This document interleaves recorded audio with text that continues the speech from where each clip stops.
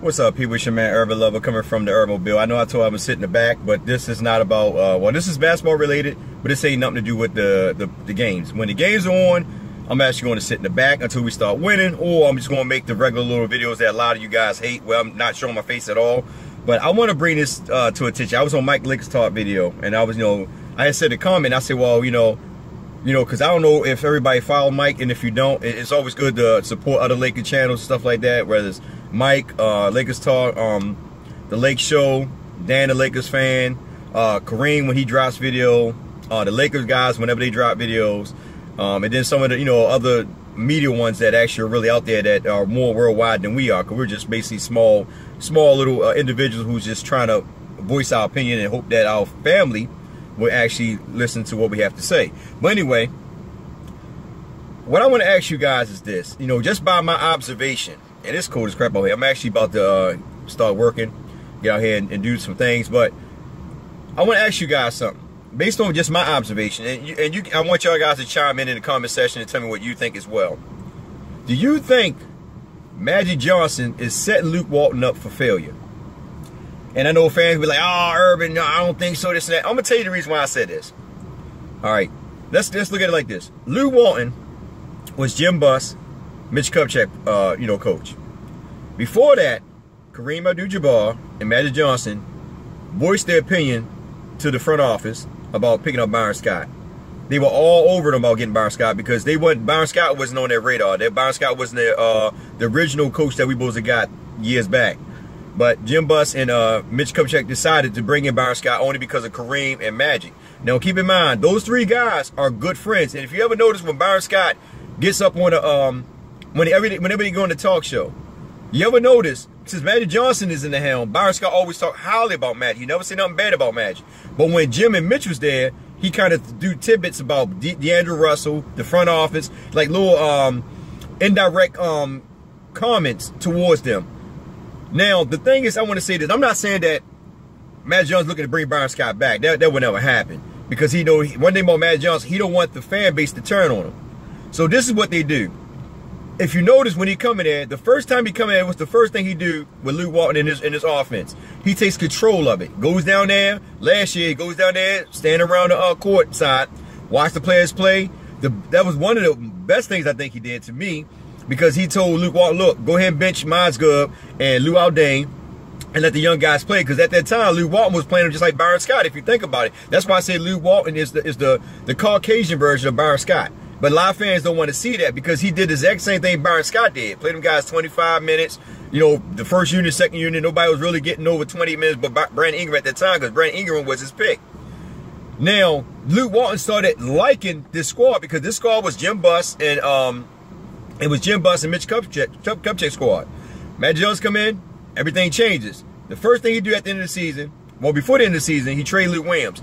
I was on board with that only because, like I said before my last video, I was thinking D'Angelo Russell will get more playing time if we pick up Lonzo Ball, because Lonzo Ball was the hype. Magic Johnson was more hype. And for the fans that said that was Luke Walton pick, that's Magic Johnson's pick, because you can go back and watch mad videos where Magic Johnson never gave a clue that he wanted Luke. Well, he did. He gave clues. I'm sorry, because one thing about Magic Johnson, like I said, if you follow him on Twitter, back before he became president, he would always tweet about things that he liked or what the Lakers should do.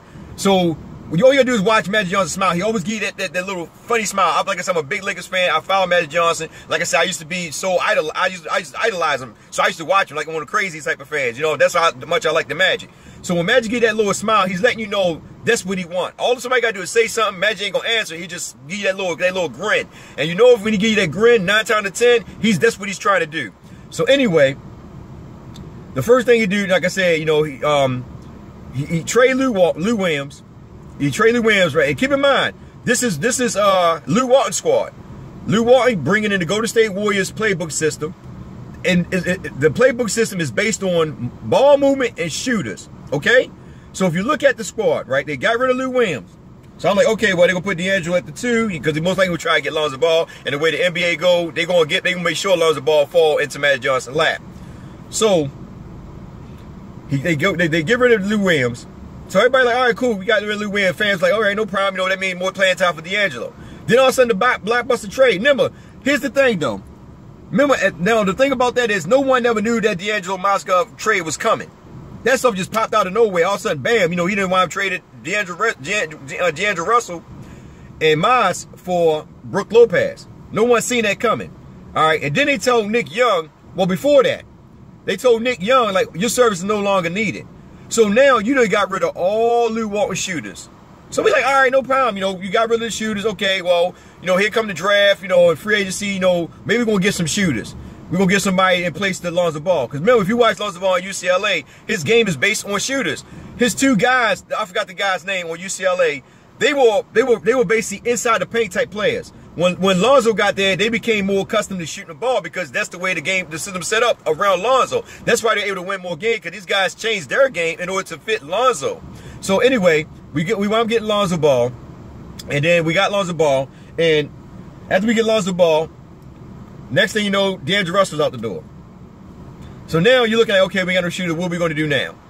Is Magic Johnson going to get some shooters to put around Lonzo? Everybody can see this.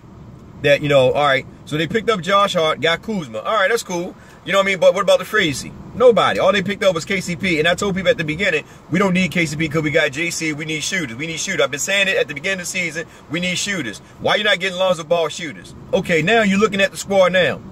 Now, keep in mind, during the time when before Luke Walton got picked up, I'd say I was big on Mark Jackson.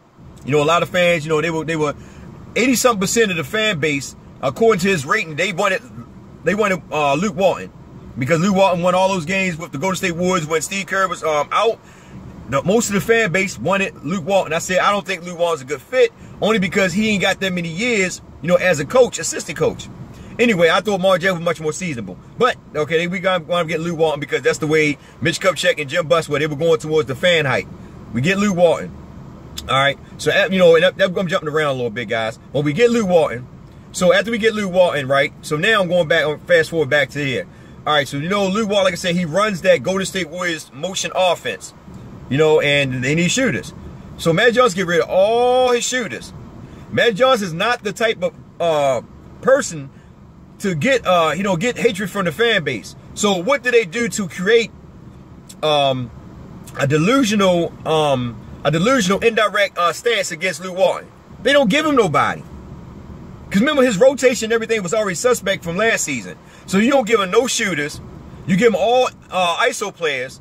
You know what I mean? Guys who like to just, you know, bring the ball. That's why I say when people say Jordan Clarkson is ISO, I said, no, we can name a whole bunch of them. It's Jordan Clarkson, KCP, Randall, Kuzma, Ingram. I can go on and on. You know, all these guys are ISO players. So here's the thing. So now you see that Jordan Clarkson and Julius Randle are in the trading block. Now he said, later on, before this came about, Larry Nance is not going to be touched neither. I don't know why. You know, Larry Nance, I like the guy. You know, Larry Nance, JC are my main two guys on the Lakers. But, you know, you say, okay, Julius Randle and Jordan Clarkson are on the trading block. Julius Randle and Jordan Clarkson are part of that Jim Buss, Mitch Kupchak era. Only one left from the era is BCB, what? Larry Nance, Zubac, and Ingram. Ingram won't really count as much because Ingram came last year. So that was like Luke Walton, so I'm not going to look at him. And Lou Aldane, because they signed Lou Aldane. They tried to get rid of Aldane, they couldn't get rid of him. But if you notice, that front office is trying to get rid of everybody that was connected to Jim Buss and Mitch Kupchak. That's how it's starting to look to me. So now what it is that Lou Walton doesn't have no weapons. We already know that he's a suspect coach for those who are enlightened by paying attention and not so caught up on the hype train. We know he's a suspect coach. Not saying he's a bad coach, but he's an average coach. Not fit for a young squad, but he probably much more better for a seasoned squad with a veteran leader, somebody like a LeBron, which makes sense. That's why I say that if we don't get LeBron, you know, this offseason, Luke Walton's out the door this offseason. And the reason why I say that, because his rating for fan base has dropped tremendously. Everybody's turned heel on Luke Walton. Like Luke Walton is some WWE heel. You know, he done went from good guy to bad guy, and everybody like, we hate him now. Get him out of here. So now that's what you're seeing. So Magic Johnson has set up it's not really like a trap, but they basically just set Luke Walton up for failure. Basically, that's all it is. They set him up for failure because they didn't give nobody, they didn't fit anybody according to his personnel, according to his playbook, his system. So Luke Walton don't know what to do with the rotation. He don't know how to work the system because he's not used to a different system. He's used to the Golden State Warriors system because that's all he learned under. And based on that alone, based on the fact that if I don't give you those shooters, I don't give you the arsenal in order to work your system, it's going to be a failure. It's going to look bad in the public's eye to make them turn on you. Luke Walton does not have the personnel. I said at the beginning of the season, he does not have the shooters. We're going to be a failed team. I was hoping that we win, but I already knew in my heart, I knew that we weren't going to do as good. Not this bad, but I knew we weren't going to do as good because we didn't have the shooters. So you don't give them no shooters. You leave them out to dry. The fan base is turning on them. So now, based on that alone, Magic Johnson can fire him at the end of the season, and no one will think nothing about it. They say, oh, about time he's gone. Because why? Because Magic Johnson had already been giving up on Luke Walton. That's why they didn't give him anybody. That's why if you look at Luke Walton's, just look at his character. Look at his body language. Luke Walton at the point right now, he's in awe. He don't know what to do. That's why he be throwing anybody in there. He's like, basically, to me personally, I think Luke Walton wants to be fired because he see what's going on. You know, I think he knows it. I think he noticed this, man. He's like, okay, this guy ain't give me no shooters, nothing but a whole bunch of ISO players. Our defense is suspect. Everybody told me the defense is good. You killing me. You know what I mean? You ain't giving me anything. So you're leaving him out the dry with nothing. And then the fan base turn on him and say, okay, well, you know, we already know his rotation is not bad. I mean, not good. We know his time management still need work on it. But you got a bunch of young players. No veteran on that team that actually have any championship caliber type of leadership. You know what I mean? No leadership at all. You know what I mean? You give them half-bins and people that's already been traveling from team to team, but you ain't give them not one veteran in order to help these young guys go to the next level. And that's why I said at the end of the day, I think that Magic Johnson is setting them up for failure so that when they do fire him, the fan base won't turn on Magic because Magic don't want that heat. So instead, he put that heat on Luke Walton to make Luke Walton look bad. And then the fan base said, man, look at he messed up the rotation set. But think about it. He was doing that last year and fans were still riding him. Fans were still with Luke Walton when he was doing it last year. And I said that last year, like, man, what the freak? Why are you running a team like an NBA 2K team? You know, the second unit is getting as much time as the first unit. That's ridiculous. The first, I told people last year, I said, players, you tell me which starting five or any starting player that's not getting over 30 minutes. Our starters last year were only getting 25 minutes, and the second unit was getting 25 minutes. It was split up like that. They probably get like 27, 28. The only one, like I said, Brady was the only one that was really getting a lot of minutes. But these guys was averaging anywhere from 25 to 28 minutes. Nobody was getting over 30 minutes. Nobody. Until Magic Johnson came and made that change. Now, it's like, okay, no fans didn't acknowledge that last year. They kept saying, well, maybe, you know, just give him time. You know, it's Luke, you know, first year coaching. You know, we made excuses for it, right?